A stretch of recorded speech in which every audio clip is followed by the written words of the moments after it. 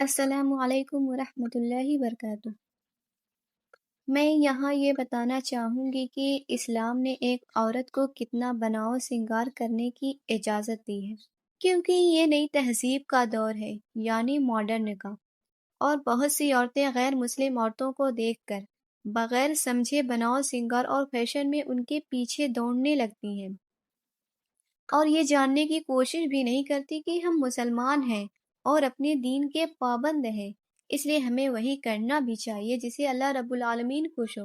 اور رسول اللہ صلی اللہ علیہ وسلم نے جس کی اجازت دی ہو۔ اللہ رب العالمین نے عورت کے بارے میں فرمایا ہے کہ اس کی پرورش زیورات میں ہوتی ہے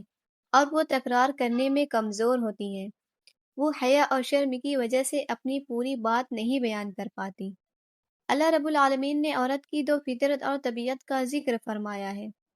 ایک تو یہ کہ وہ حسن جمال اور بناؤ سنگار کو پسند کرتی ہیں، اور دوسرے یہ کہ اس کی طبیعت میں شرم ہوتی ہے،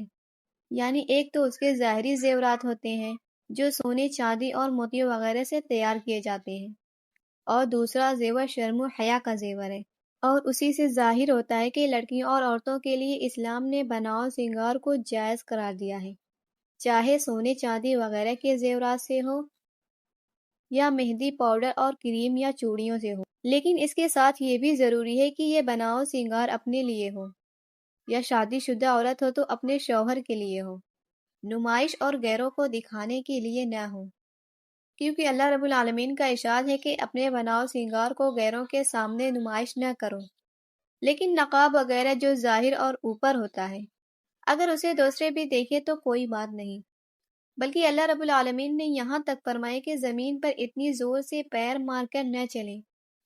کہ ان کے زیورات پازیب وغیرہ کی آواز سنائی دے، اور ایسے ہی عورت کے لیے خوشبو لگانا بھی جائز ہے، لیکن انہیں ہلکی خوشبو لگانے کی تاکید ہے، اور تیز خوشبو کو ناجائز قرار دیا گیا ہے۔ پھر بھی اگر کوئی عورت دوسروں کے پاس راستے میں اس لیے گزرتی ہے کہ ان کو بھی وہ خوشبو مل جائے تو اس پر سخت وعید ہے۔ رسول اللہ صلی اللہ علیہ وسلم نے فرمایا، جو کوئی عورت خوشبو لگا کر کسی قوم کے پاس سے اس لیے گزرے تاکہ انہیں بھی وہ خوشبو مل جائے تو ایسی عورت زانیہ ہے۔ ایسے ہی عورت کے لیے ایسے لباس کپڑے ناجائز ہے جو مردانہ ہوتے ہیں، اور ایسی عورت کو حدیث میں ملعون قرار دیا گیا ہے۔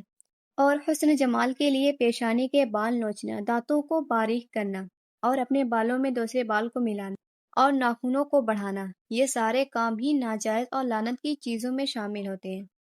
دیکھیے، زیب و زینت اور بناؤ سنگار کے لیے دوسرے ملکوں سے پاؤڈر، کریم، لپسٹک اور لوشن وغیرہ آتے ہیں۔ اگر ان کے بارے میں یہ معلوم ہو کہ جائز اور پاک چیزوں سے تیار کیے گئے ہیں تو ان کا استعمال جائز ہے، اس لیے کہ ان ملکوں میں ایسی چیزوں کو بھی پاؤڈر اور لپسٹک وغیرہ تیار کرنے میں استعمال کیا جاتا ہے جو ہماری شریعت میں ناجائز ہے۔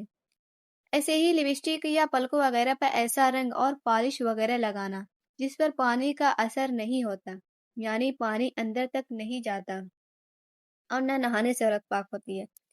حضرت میمونہ رضی اللہ عنہا سے روایت ہے کہ جو عورت اپنے شوہر کے سوا دوسروں کے لیے بناؤ سنگار کرتی ہیں تو وہ قیامت کے دن اندھیرے کے مانند ہے جس میں کوئی روشنی نہیں ہوگی، اور ایسی عورتیں جو ناز و ادا سے چلتی ہیں اور دوسروں کو دکھانے کے لیے اور اپنی طرف مائل کرنے کے لیے ایسے کپڑے پہنتی ہیں جو اتنے باریک اور بدن سے سٹے ہوئے ہوتے ہیں، اور کپڑے جھلکدار ہوتے ہیں جن سے ان کے عضو نمایاں ہوتے ہیں، اور ان کی زلف اونٹ کی کوہان کے مانند ابری ہوئی ہوتی ہیں، تو ایسی عورتیں جہنمی ہیں، یہ نہ تو جنت میں جائیں گی اور نہ ہی جنت کی خوشبو پائیں گی۔ میری پیاری بہنوں، دنیا کے چند روز کے عیش و آرام کے لیے اپنی آخرت تباہ کرنا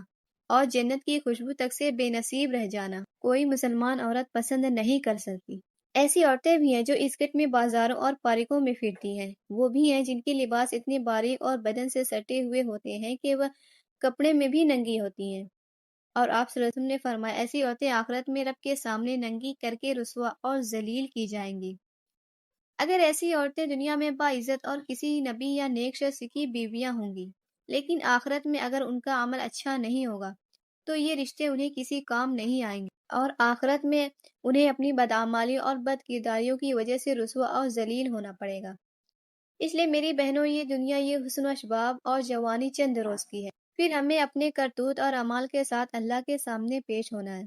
اس وقت ہم سے یہ نہیں پوچھا جائے گا کہ تمہارے باپ کون تھے، تمہارے شوہر کون تھے، بلکہ یہ سوال ہوگا کہ تم نے دنیا میں اللہ کے لیے کیا کیا کیا، اور اسی پر ہمارے لیے جنت یا جہنم کا فیصلہ کیا جائے گا۔ اور جسے جنت نصیب ہو جائے گی وہ دنیا کے سارے غم اور دکھ بھول جائے گا۔ لیکن اللہ نہ کرے اگر جہنم ہمارا ٹھکانہ ہوا تو پھر دنیا کی ساری لذتیں، سارا عیش